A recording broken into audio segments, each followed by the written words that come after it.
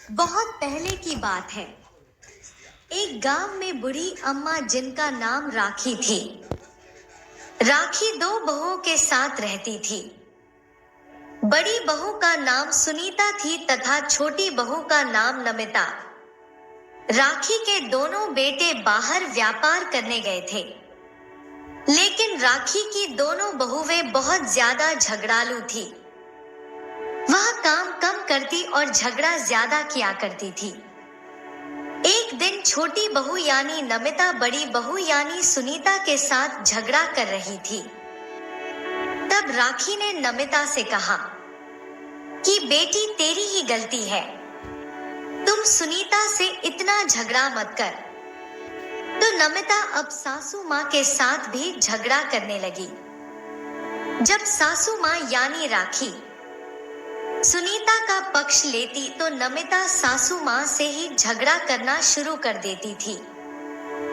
एक दिन बुढ़िया अम्मा ने सोचा कि जब ये दोनों झगड़ा करेगी तो मैं बाहर चली जाया करूंगी। वह बेचारी अब उस समय बाहर जाने लगी। एक दिन राखी अपनी गैया के लिए चारा लेने जंगल गई हुई थी। वहां पर उसने देखा कि एक बहुत बड़ा सांप उसकी तरफ आ रहा था। बूढ़ी अम्मा यानी राखी उस सांप को देखते ही घबरा गई कि आज तो ये मुझे काट ही लेगा। वह विशाल सांप राखी के पास आने लगा। जैसे जैसे सांप पास आता, राखी थर-थर कांपने लगती। तब वह सांप बोला, अम्मा तुम डरो नहीं, मैं तुम्हें कुछ ना करूंगा। बोलते हुए सांप को देखकर राखी तो बहुत ज्यादा चौंक गई कि मैंने आज तक किसी सांप को बोलते हुए देखा ही नहीं, और ये सांप तो बोलता है। बूढ़ी अम्मा बड़ी हैरानी से बोली, क्या तुम बोल सकते हो? तब वह सांप बोला, हाँ मैं एक साथ नहीं हूँ, मुझे तो श्राप मिला है, इसीलिए मैं सांप पैदा हुआ हूँ। लेकिन 21 साल पूरे होते ही मैं मानव जाति में आ जाऊंगा, तब तक मुझे ऐसे ही भटकना पड़ेगा। लेकिन आज मैं आपके पास कुछ खाने के लिए आया हूँ, क्योंकि मैं 2 दिन से भूखा हूँ, मुझे कुछ भी नहीं मिला। मैं जिस आश्रम में रहता था, वहां एक ऋषि मुनि मेरी खूब देखभाल करते थे। वो मुझे रोज ताजा ताजा दूध पिलाया करते थे। लेकिन अब उनकी मृत्यु हो गई और मुझे कोई भी देखने वाला नहीं रहा। राखी ने जब वो सांप की यह बात सुनी तो उन्हें बड़ा दुख हुआ। वह बोली, बेटा आज तो मेरे पास कोई दूध नहीं है, लेकिन हाँ अगर तो कल मुझे यहीं पर मिलेगा तो मैं तेरे लिए थोड़ा सा दूध ले आऊंगी। सांप ने कहा, ठीक है माँ, मैं तुझे कल यहीं पर मिलूंगा, लेकिन दूध जरूर ले आना। बूढ़ी अम्मा यानी राखी अगले दिन छुपके छुपाते अपनी छोटी बहू यानी नमिता की रसोई से थोड़ा सा दूध निकालकर उस सांप के लिए जंगल में ले गई। सांप के सामने बूढ़ी माँ राखी ने वह दूध रख दिया तो सांप ने सारा दूध झट से पी लिया। अब तो ये रोज की बात हो गई। बूढ़ी माँ राखी कभी बड़ी की रसोई से दूध चुरा कर ले जाती तो कभी छोटी बहू की रसोई से दूध चुरा कर ले जाती और उस सांप को पिलाने लगती। उधर बहुओं को शक होने लगा कि रोज हमारा दूध गायब कैसे हो जाता है। एक दिन बड़ी बहू सुनीता ने छोटी बहू नमिता से कहा, अरे पता नहीं कई दिनों से मेरी रसोई में दूध कम हो जाता है, ना जाने कहाँ जाता है। ये बात सुनकर नमिता भी बोल उठी, हाँ बहन मेरी रसोई से भी दूध गायब होता है। तब दोनों का शौक अपनी सासू माँ के ऊपर गया। कि जरूर यही है जो दूध चुरा कर पीती होगी। और भला घर में चौथा कौन आ गया? जब सासू माँ जंगल से आई तो दोनों बहुएं उन पर बरस पड़ी और बोली, माँ सच सच बता देना कि तुम हमारी रसोई से दूध चुरा कर पीती हो या नहीं। सासू माँ ने पहले तो ताला मटोली करती रही, लेकिन फिर जब दोनों बहुएं उसे बहुत खरी खोटी सुनाने लगी तो वह बोली, अरे पागल है क्या? मैं इस उम्र में दूध पीकर क्या करूंगी? तुम्हारे बच्चे दूध पी गए होंगे या बिल्ली दूध पी गई होगी। बहू इतनी होशियार थी कि वे अपनी सासू माँ के कहे में नहीं आई। उन्होंने सोचा अब हम अपनी सासू माँ पर नजर रखेंगे। अगले दिन दोनों बहुएं सासू माँ राखी पर नजर रखने लगी, लेकिन उसे बूढ़ी अम्मा राखी को कुछ ना पाता था कि ये दोनों मुझ पर नजर रखे हैं। उसने रोज की तरह दूध एक कटोरा में लिया और जंगल की ओर जाने लगी। दोनों बहू भी अब बूढ़ी अम्मा राखी के पीछे पीछे वह उस जंगल तक आ गई कि देखे तो ये इस दूध का क्या करती है। जब देखा तो वह एक बड़े से सांप को दूध पिला रही थी। ये देखकर दोनों बहुएं बहुत ज्यादा घबरा गई कि ये तो बड़े सांप को दूध पिलाती है। इसका मतलब हमारी सासू माँ के पास या तो कोई जादुई शक्ति है, नहीं तो यह भी कोई चुड़ैल है जो ये बड़ा सांप इसे कुछ भी नहीं कहता। नहीं तो इसे काट क्यों नहीं लेता? दोनों बहुएं डर के मारे वहां से घर वापस आ गई। जब सासू माँ राखी शाम को घर आई तो दोनों बहुएं बरस पड़ी और बोली, तू एक चुड़ैल है जो एक सांप को दूध पिलाती है। सासू माँ ने सोचा अब तो सबको पता चल ही गया है, तो वह बहुओं को बता दिया कि बेटी वह एक सांप है, वो बेचारा भूखा रहता है, इसीलिए मैं उसके लिए थोड़ा दूध ले जाती हूँ। लेकिन बहुओं को अपनी सासू माँ पर बिल्कुल यकीन ना था। वह बोली, नहीं, तू भी एक चुड़ैल है। अगर इस घर में रहेगी तो हमारे बच्चों को और हमें भी खा जाएगी। तू इस घर से अभी के अभी निकल जा। बूढ़ी माँ हाथ जोड़कर दोनों बहुओं से विलाप करने लगी कि बहू मुझे घर से ना निकालो, मैं कहाँ जाऊंगी। लेकिन बहुओं ने थोड़ी भी इंसानियत अपना नहीं दिखाई और उसे घर से धक्के देकर घर से बाहर निकाल दिया। भूखी प्यासी बूढ़ी अम्मा उसी जंगल में जाकर एक बरगद के पेड़ के नीचे बैठकर रोने लगी। उसे रोते रोते रात हो गई और बेचारी वहीं पर सो गई। अगली सुबह वह सांप रोज की तरह उसी समय दूध पीने और जंगल में आया तो उसने देखा कि बूढ़ी अम्मा जोर जोर से रो रही थी। सांप ने पूछा, अम्मा तुम क्यों रो रही हो और आज क्या मेरे लिए दूध नहीं लाई? तब बूढ़ी अम्मा राखी और जोर जोर से रोने लगी और बोली, बेटा मेरी बहू ने मुझे घर से निकाल दिया है, अब मैं तेरे लिए दूध कैसे लाऊंगी? आज मेरी वजह से तुझे भूखा रहना पड़ेगा। मुझे इस बात का बड़ा दुख है। और वह फिर से बिलक बिलक कर रोने लगी। वह सांप बूढ़ी अम्मा को अपनी माँ मानने लगा था, इसीलिए वह जब रो रही थी तो सांप को बड़ा दुख हुआ। वह बोला, माँ तुम रो नहीं, आओ मेरे साथ चलो, अब हम वहीं रहेंगे। बूढ़ी अम्मा राखी बेचारी क्या करती, वह सांप के पीछे पीछे चल दी। सांप उन बूढ़ी अम्मा को एक आश्रम में ले गया और बोला, आज से हम दोनों यहीं रहेंगे माँ। राखी बोली, बेटा हमारे सर पर छत तो आ गई है, लेकिन हमारा पेट कैसे पलेगा? यहाँ कोई खाने पीने का सामान नहीं है। तब वह सांप बोला, माँ उसकी चिंता तुम मत करो, यह वही आश्रम है जहाँ मेरे ऋषि मुनि जी रहते थे,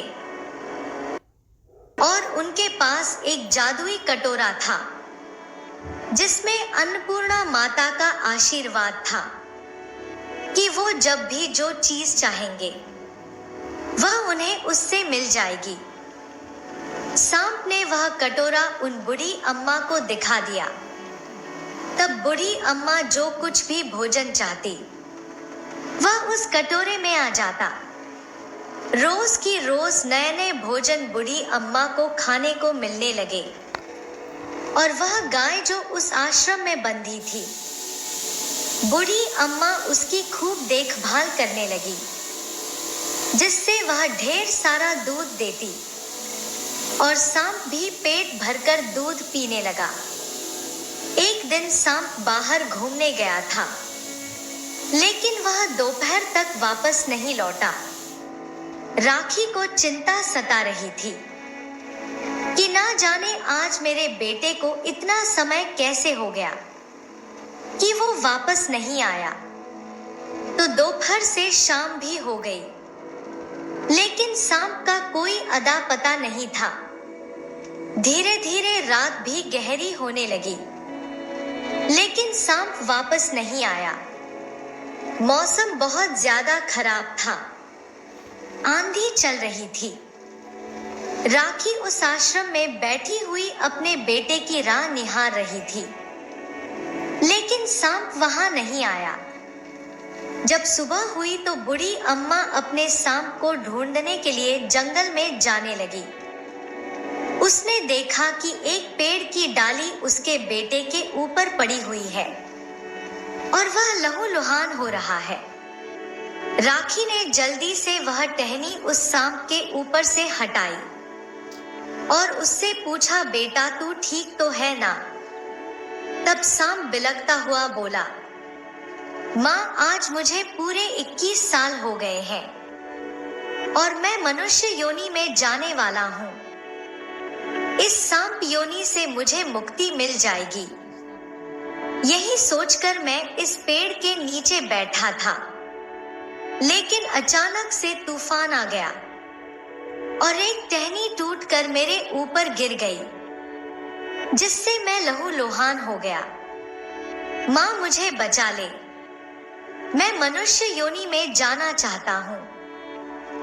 तब वह बूढ़ी अम्मा सबको आश्रम में ले गई और उसके ऊपर उसने कुछ जड़ी बूटियों का लेप बनाकर लगाया। तो धीरे धीरे वह सब ठीक हो गया।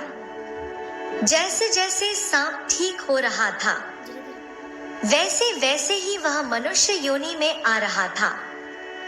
ये सब बूढ़ी अम्मा अपनी आंखों से देख रही थी और उसे बड़ा आश्चर्य हो रहा था कि क्या ये भी हो सकता है। धीरे धीरे वह पूरा मनुष्य योनि में आ गया और एक सुंदर राजकुमार बन गया। तब बूढ़ी अम्मा राखी बोली, बेटा अब तो तू एक राजकुमार बन गया है, तो क्यों ना तेरे राज्य को चले जहां पर तू पैदा हुआ था। तब राजकुमार बोला, माँ मैं उस राज्य को नहीं जाऊंगा जिस माता पिता ने मुझे जंगल में फेंक दिया। मैं उनके साथ नहीं रहना चाहता हूँ। तभी बूढ़ी अम्मा, बेटा एक बार सच्चाई जान ले, फिर उसके बाद भले ही तुम यहाँ आ जाना। अब राजकुमार बूढ़ी अम्मा के साथ उसी राज्य में पहुंच गया जो ऋषि मुनि ने उसे बताया था। राजकुमार जब उस राज्य में गया तो जो भी उसे देखता देखते ही रह जाता, क्योंकि राजकुमार बहुत सुंदर था। सब यही सोचते कि इतना सुंदर लड़का हमारे राज्य का राजकुमार होता तो कितना अच्छा होता। वह जब महल में पहुंचा तो मंत्री से पूछा कि इस महल के राजा रानी कहाँ है। तब मंत्री ने कहा कि हम आपको उनसे नहीं मिलवा सकते, क्योंकि उनकी हालत अभी बिल्कुल ठीक नहीं है।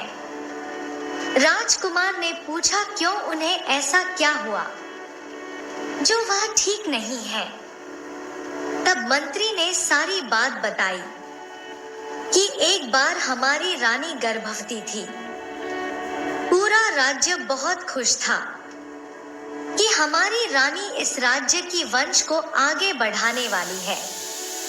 लेकिन अफसोस, जिस दिन उन्हें संतान हुई, वह ना तो बेटा थी और ना बेटी थी। वह एक नाग था, जिसे देखकर राजा रानी बड़े दुखी हुए कि इस सांप को देखकर तो प्रजा डर जाएगी, यह हमारा राज्य कैसे संभालेगा। उन्होंने एक ज्योतिषी को बुलवाया तो उन्होंने बताया कि यह 21 साल तक इसी योनि में रहेगा और उसके बाद यह एक राजकुमार बन जाएगा। तब राजा उस सांप को एक आश्रम में छोड़ आए। तब उन ऋषि मुनि ने ही उनका पालन पोषण करने की जिम्मेदारी उठाने को कहा था कि मैं 21 साल तक इसकी जिम्मेदारी उठाऊंगा और जब यह राजकुमार बन जाएगा तो मैं तुम्हारे राज्य को इसको लेकर आ जाऊंगा। आज पूरे 21 साल हो गए हैं। मैं उन ऋषि मुनि की प्रतीक्षा कर रहा हूँ कि वे कब हमारे राज्य के राजकुमार को लेकर यहाँ आएंगे। तब वह राजकुमार फिर से बोला, लेकिन एक बार राजा रानी से हमें मिला दीजिए, हम उनसे मिलना चाहते हैं। फिर सेनापति ने कहा कि तुम इतनी जिद तो कर रहे हो बेटा, लेकिन वह अपनी सूझ बुद्ध खो चुके हैं। उन्हें अपनी संतान से अलग होने का बड़ा दुख हुआ है, इसीलिए वो किसी को कुछ भी बोल देते हैं। लेकिन राजकुमार नहीं माना, वह उनसे मिलने की जिद करता रहा। तब सेनापति उन्हें एक कमरे में ले गए। उसने राजा रानी को जब देखा तो वह बहुत ही खराब हालत में थे। उनकी दशा अच्छी नहीं थी। उसने जाकर उनके पैर छुए तो राजा रानी सोचने लगे कि यह हमारे पैर क्यों छूता है। तब उसने कहा, माँ बाबा, मैं ही तुम्हारा बेटा हूँ, जो सांप था और तुम मुझे जंगल में छोड़ आए थे। आज 21 साल हो गए हैं और मैं एक मनुष्य योनि में आ गया हूँ। ये सुनकर राजा रानी के अंदर ना जाने एक अलग सी शक्ति आ गई और वह बिल्कुल ठीक हो गए। अपने बेटे को गले से लगा लिया और सेनापति को बुलाकर उसके राजतिलक की तैयारी करने को कह दिया। अब उस राजकुमार का राजतिलक हो गया और उसने उसे राज्य को संभाल लिया। वह बूढ़ी अम्मा राखी भी उसी के साथ उसके राज्य में खुशी खुशी रहने लगी।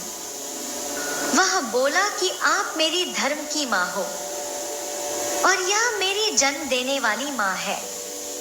दोनों के बिना ही नहीं रह पाऊंगा, अब दोनों एक साथ ही रहोगी। बूढ़ी माँ को भी अपने बेटे का प्यार मिल गया था और वह सारी सुख सुविधा उसे प्रभु ने दे दी थी, जिनकी वह अधिकारी थी। उधर उसकी दोनों बहुएं और बेटों में खूब झगड़ा होता और वो कभी ना सुधरे और उनकी दशा बस से बदतर होती चली गई।